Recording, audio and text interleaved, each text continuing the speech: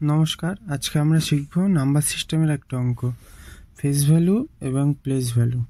যেরকম আগে আমাদের জানতে হবে ফেস ভ্যালু, কোনো নাম্বারের ফেস ভ্যালু কী এবং প্লেস ভ্যালু কী। তো প্রথমে বলে দিই, ফেস ভ্যালু মানে হচ্ছে যেই সংখ্যার ফেস ভ্যালু চাইবে সেই সংখ্যাটা নিজেই হচ্ছে তার ফেস ভ্যালু। ওকে, যেমন মনে করুন আপনাকে প্রশ্ন দিল, এরকম একটা সংখ্যা দিয়ে দিল, যেমন র্যান্ডাম ধরুন কোনো একটা সংখ্যা দিয়ে দিল 5, 4, 3, 8, 7, 1, এরকম ধরুন র্যান্ডাম কোনো এরকম 5-6 নম্বরের একটা অঙ্ক দিয়ে দিল। এবার বললো এখান থেকে আপনার 8-এর ফেস ভ্যালু বের করতে। তো 8-এর ফেস ভ্যালু ফেস ভ্যালু বের করতে দিলে ফেস ভ্যালু কত হবে? 8-এর ফেস ভ্যালু 8ই হবে, যেটা আপনাদের বললাম, যার ফেস ভ্যালু, যেই সংখ্যার ফেস ভ্যালু বের করতে দেবে সেই সংখ্যাটা নিজেই হচ্ছে তার ফেস ভ্যালু। ওকে, যেমন face value of 8 is 8। Okay, clear? তো এবার আসছি প্লেস ভ্যালুতে। তো প্লেস ভ্যালু মানে, আবার একটা জিনিস জেনে রাখুন, প্লেস ভ্যালু আর লোকাল ভ্যালু এই দুটোর মধ্যে অনেক সময় অনেকের গুলিয়ে যায়। প্লেস ভ্যালু যেটা, লোকাল ভ্যালুও সেটা, ঠিক আছে? অনেক সময় প্লেস ভ্যালুর জায়গায় লোকাল ভ্যালু চায়, ঠিক আছে? তো তখন ঘাবড়াবেন না, প্লেস ভ্যালু যেটা লোকাল ভ্যালুও সেটা। ওকে, ভ্যালু কি? ফেস ভ্যালু আমরা জেনে নিলাম, আর প্লেস ভ্যালু হচ্ছে কোনো সংখ্যা, ধরুন এরকম কোনো সংখ্যা দিয়ে দিল, 5-6 ডিজিটের কোনো সংখ্যা দিল, তার মধ্যে প্লেস ভ্যালু হচ্ছে সেই সংখ্যাটা কোন স্থানে অবস্থান করেছে, ঠিক আছে? সেই সংখ্যাটা এর ভেতরে কোন স্থানে রয়েছে সেই স্থানটার মান হচ্ছে তার প্লেস ভ্যালু। যেমন ধরুন এই অঙ্কটা থেকে আমরা বুঝি, এখানে ধরুন প্লেস ভ্যালু অফ 8-এর প্লেস ভ্যালু আমরা বের করে দেখাচ্ছি ইজ, এবার যার প্লেস ভ্যালু বলবে আমরা সেই সংখ্যাটাকে আগে বসিয়ে নেব। যেমন 8-এর প্লেস ভ্যালু বলেছে, তো আমরা 8 বসিয়ে নিয়েছি। এবার গুণ করব, গুণ করে 1 বসাবো, ঠিক আছে? এইটা আপনাকে আগে করতে হবে। যেই সংখ্যার প্লেস ভ্যালু চাইবে সেই সংখ্যাটা আগে বসাবো, তারপর গুণ করব, তারপরে 1 বসাবো।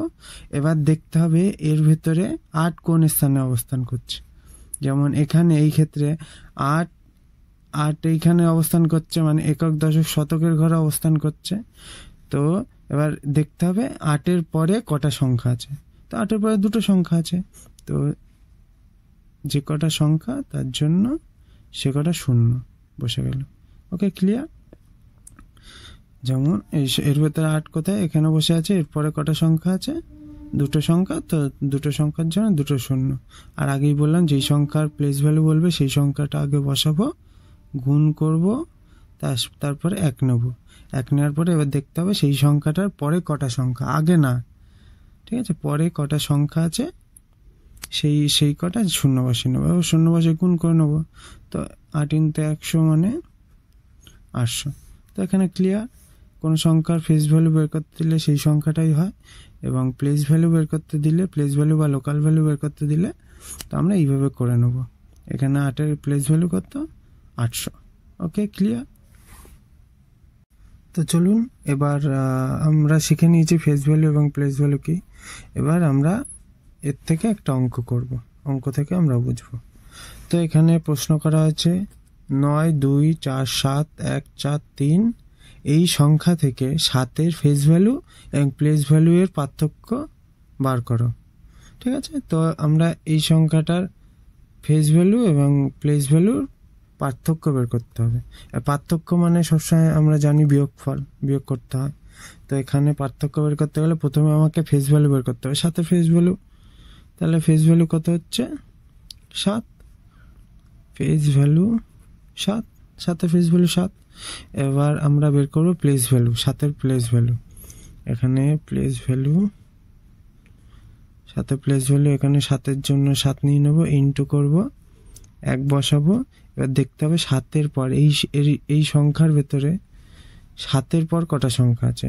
তো এখানে 1 2 3, 7-এর পর কটা সংখ্যা আছে? 3টে সংখ্যা। তো 3টে সংখ্যার জন্য 3টে শূন্য নিয়ে নেব। Place value 7000। তো আমাকে এখানে প্রশ্নে কি চেয়েছে? ফেস ভ্যালু এবং প্লেস ভ্যালু এর পার্থক্য কত? পার্থক্য মানে বিয়োগফল।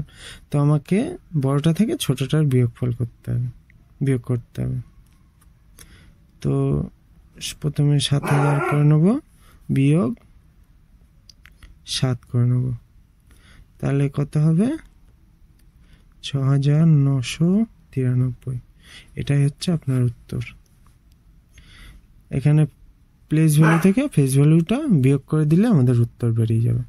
ক্লিয়ার?